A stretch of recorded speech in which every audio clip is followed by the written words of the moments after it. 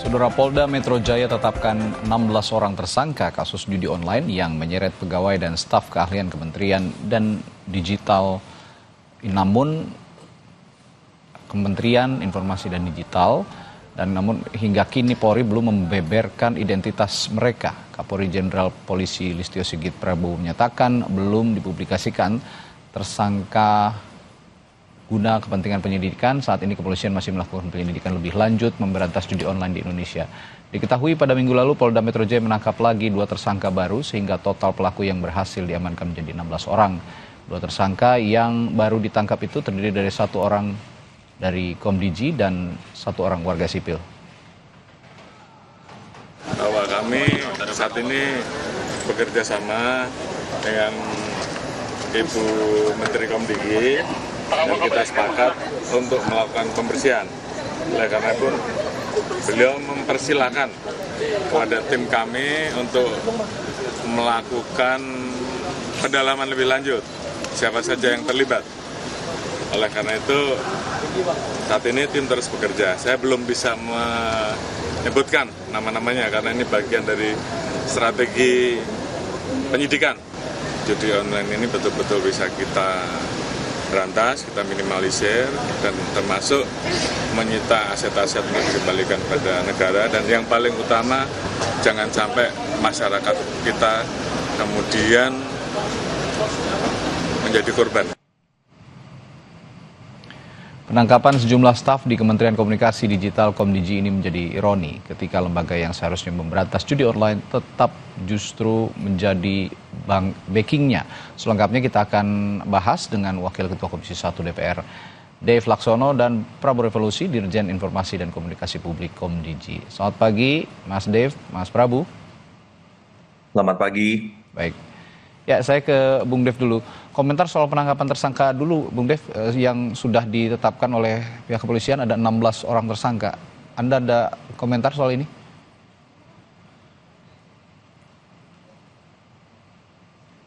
Ya, ternyata masih ada kendala teknis dari Bung Dev. Kalau begitu saya ke Mas Prabu Revolusi dulu. Sejauh ini pengawasan di regulasi judi online di kementerian yang ada di lingkungan Anda, bagaimana Mas Prabu? Ya, pengawasan tentu dilakukan intensif ya, Mas Radi. Jadi kalau kita boleh bahas kronologis dari pengungkapan oknum-oknum yang ada di Komdiji ini, berawal dari kecurigaan dari tim internal yang melihat bahwa ada laporan ya yang anomali terkait rekening beberapa staf yang ada di Komdiji, dan atas laporan itu kemudian kita sampaikan ke Satgas, ya Satgas Pemberantasan Judi Daring yang memang dibentuk oleh Presiden. Di dalamnya adalah Komdiji dan juga tentunya ada APH, kepolisian. Ya. Dan pada akhirnya dilakukan penindakan seperti yang kita ketahui sejauh ini.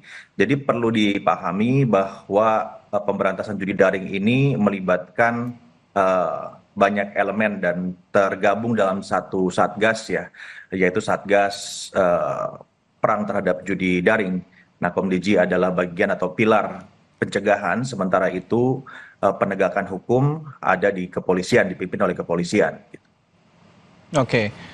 Nah, kalau tadi sudah dijelaskan juga kronologisnya, tapi kenapa mereka bisa seperti ini? Seharusnya mereka ini kan yang memblokir begitu ya.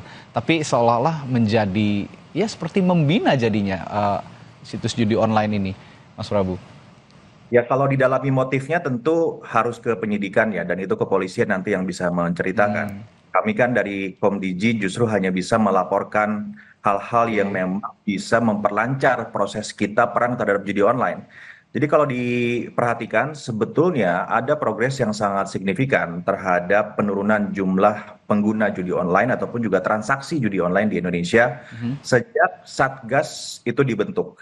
Oke. Namun kami mencapai satu titik di mana ada penurunan yang trennya atau gradiennya tidak setinggi sebelumnya. Ya. Nah, dari itu kita tentu menganalisa potensinya apa, penyebabnya apa, dan kami bahas di Satgas ya. Di dalamnya ada penegak hukum.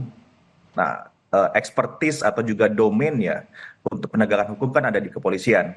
Nah, kami terbuka mengapresiasi bahkan kepada kepolisian dan juga aparat hukum untuk melakukan bukan saja pemeriksaan tetapi penangkapan. Kalau perlu ya Ibu Menteri katakan kami buka ruang kamar kami selebar-lebarnya untuk menangkap ya tikus-tikus oknum pembina judi online di kementerian kami begitu. Ini menunjukkan komitmen dari Komdiji untuk menggunakan ya momentum ini sebagai momentum bersih-bersih Komdiji sehingga ya pencegahan terhadap judi online itu bisa lebih maksimal.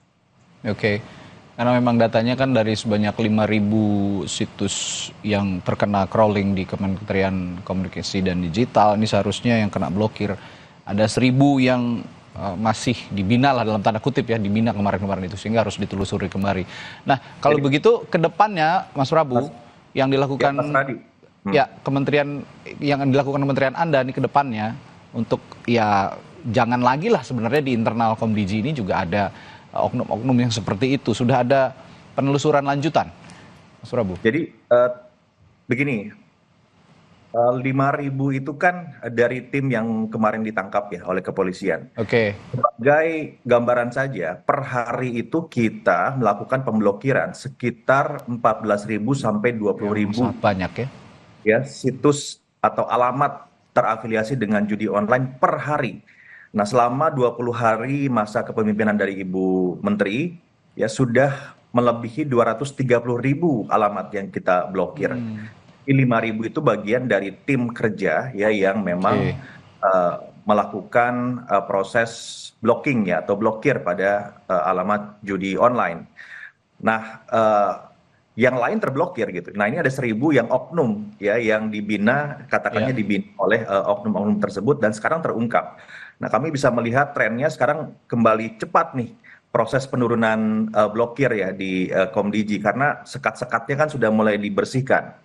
Nah, ke depan tentu yang pertama adalah upaya bersih-bersih ini terus dilakukan, ya tidak dihambat, bahkan dibuka seluas-luasnya bagi aparat untuk terus melakukan pemeriksaan, karena kami meyakini sekat-sekat inilah atau tikus-tikus inilah ya yang membuat kita menjadi bekerja tidak optimal. Setelah manusianya bersih, maka kita akan terus gaspol ya untuk melakukan pemberantasan judi online ini. Di dalam kementerian sendiri, ya Bung Radi, jadi Ibu Menteri sudah mengeluarkan instruksi Menteri terkait pemberantasan judi online di internal Komdiji. Dan sekarang semuanya menandatangani fakta integritas bahwa ketika terlibat dengan judi online bukan saja hanya memfasilitasi bandar ya, tetapi juga menyebarkan link, menyebarkan informasi dan seterusnya tentang judi online itu bisa diberikan sanksi kedisiplinan. Sebagai contoh ya, teman-teman dari atau oknum-oknum ya dari Komdiji yang sudah tertangkap itu sekarang sudah dibebas tugaskan. Ya, ini bagian dari ketegasan pimpinan kami terhadap siapapun ya yang terlibat dengan judi online. Baik. Jadi ada fakta integritas yang sudah ditandatangani oleh masing-masing karyawan ya yang ada di kementerian Anda.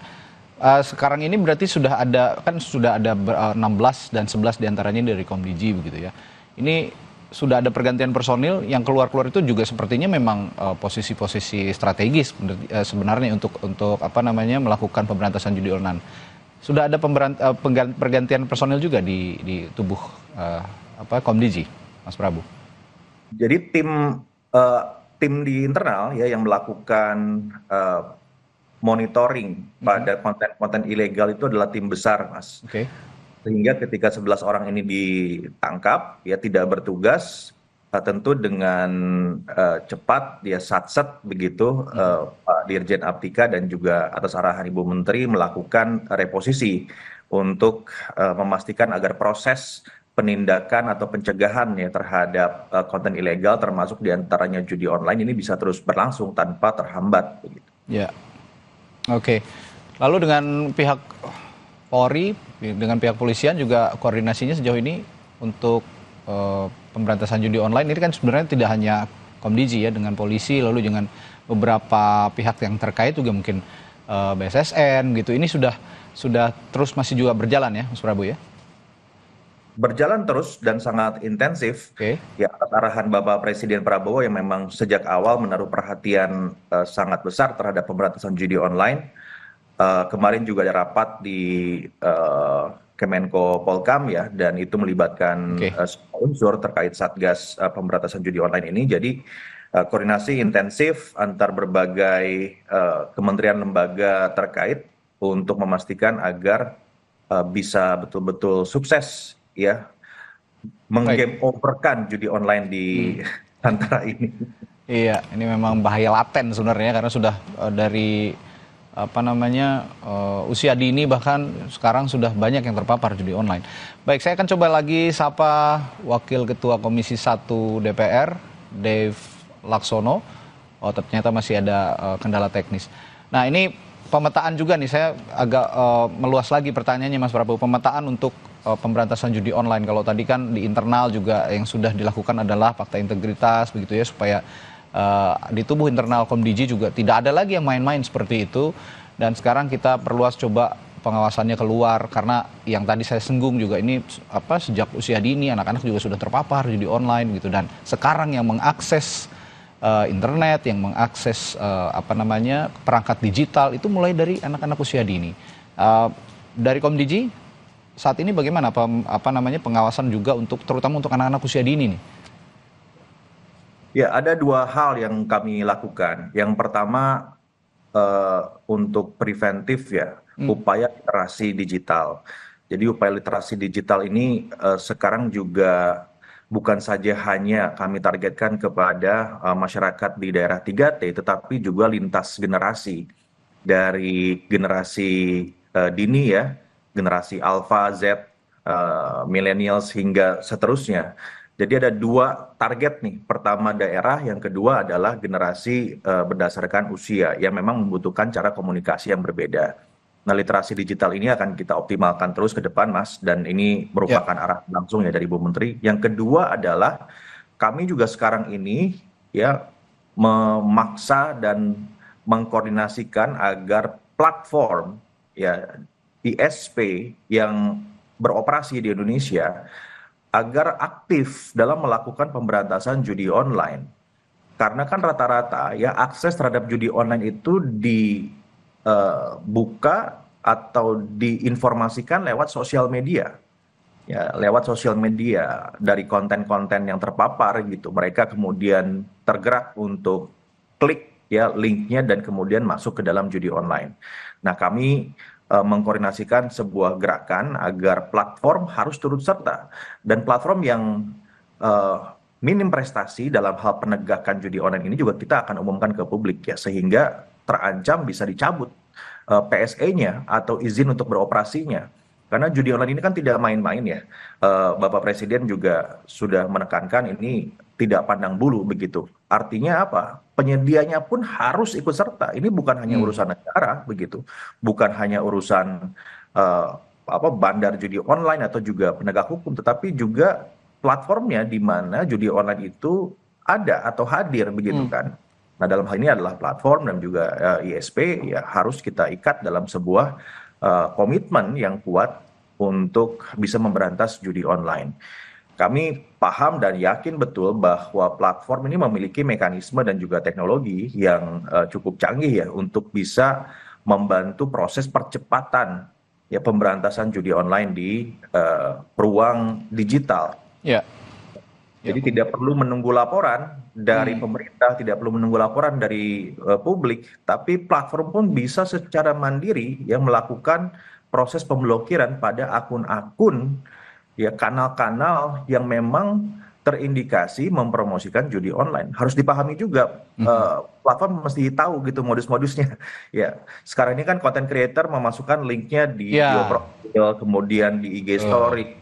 Kemarin sempat juga di TikTok ada joget satbor ya, yang di dalamnya disusupi judi online. Nah, modus-modus seperti ini juga platform harus paham gitu. Tidak tutup mata, harus paham bahwa ada di platformnya.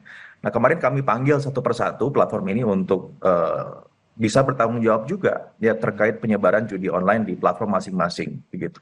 Oke, saya sepakat dengan Anda, Bung Prabu, bahwa penyedia platform juga harusnya melek begitu, aware gitu terhadap hal-hal seperti ini.